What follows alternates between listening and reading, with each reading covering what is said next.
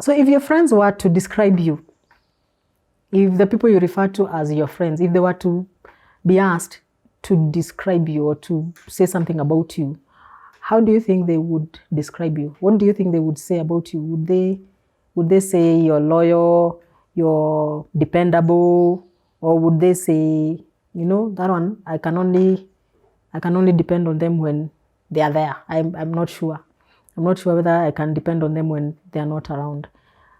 So today we are going to talk about friends and what fake friends are, because not all friends are genuine.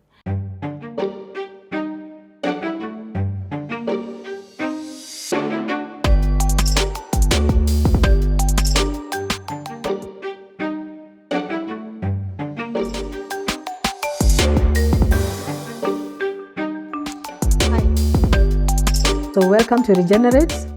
My name is Regina, and let's examine this topic, because all of us desire to have friends who are genuine, who are true, who are loyal, because research actually shows that people who have genuine, authentic friends, they have less stress, and they experience fewer physical and emotional symptoms of diseases. So they are better off, they are healthier physically and emotionally, just as a result of having good friends. So we shall look at who are fake friends. How do they affect you? How do fake friends or fake friendships affect you? How can you deal with them? How can you deal with fake friends?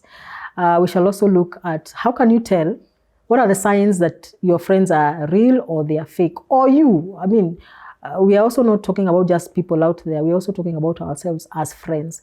And we're also going to look at how to build healthy friendships, so that not only do we deal with the fake friends, but we also want to be in a position where we can build genuine, authentic friendships. So some of the signs of fake friends, they are not reliable, meaning that you cannot depend on them. They can tell you, they can make a promise to you, but they don't keep their word. So they are not dependable. You cannot rely on their word. You cannot rely that they will carry through what they promised, or they do not honor their word. So they are unreliable. Number two, they are inconsistent. And by that I mean, they are one way today and tomorrow they act a certain way. So you're not really sure who the real person is. So they may say or do something today, but a few days or a few weeks later, they do or say something completely the opposite of what they have done or said today. So they're not consistent. And therefore, you're not able to, you can't really be very sure how to behave around them. They're self-centered. And that means that it's all about them. They don't really think much about you. It's about them, it's about you affirming them, you being there for them.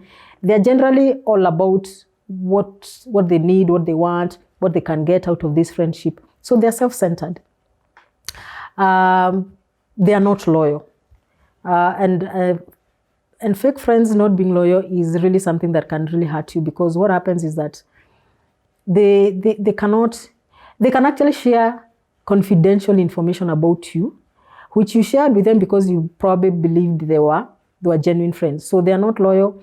They can speak behind your back. They can tell others about you. They can share even confidential information about you. So they are not loyal. So if you have someone like that, you know that that's a fake friend.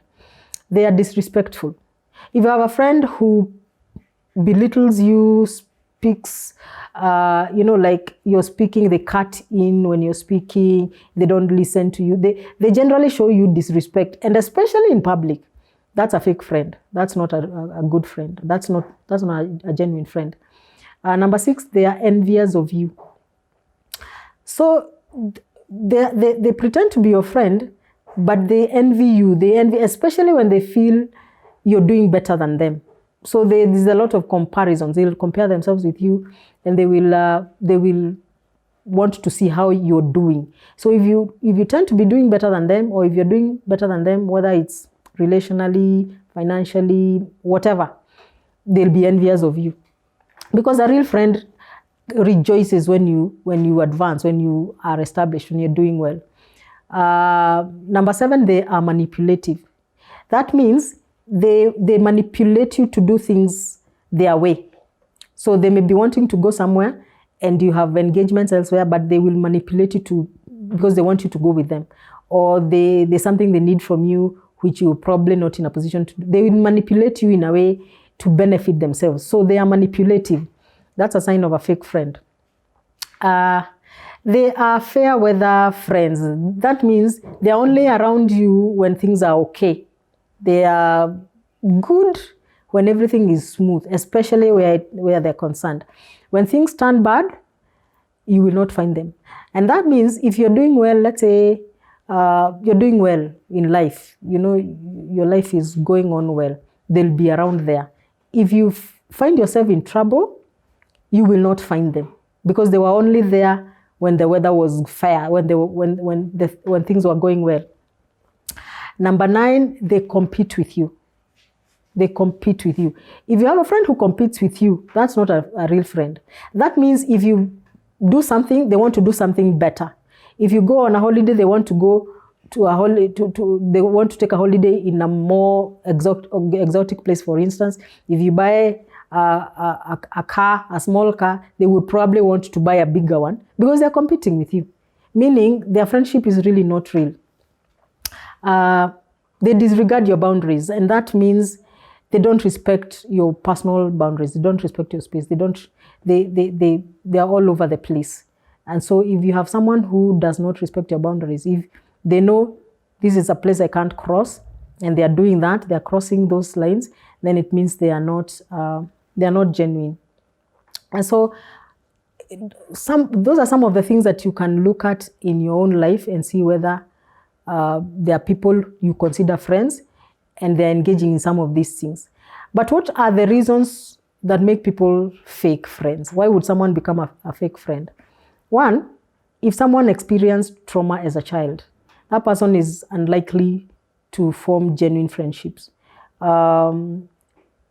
Experiencing trauma as a child makes a person develop some defensive, they have a defensive way of living their life, because they tend to put up walls, they tend to mistrust people, probably because they were betrayed by people who should have been there for them. If they were abandoned by their parents, they may feel, I can't trust people who are supposed to be close to me.